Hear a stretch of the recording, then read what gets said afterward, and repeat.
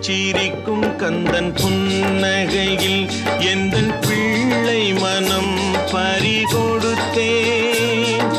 மெல்ல சிரிக்கும் கந்தன் புன்னகையில் எந்தன் பிள்ளை மனம் பறிகொடுத்தேன். அள்ளி கொடுப்பதில் வள்ளலவன் கவிகளாயிரம் பாட வைத்து கேட்பதில் ரசிகன்.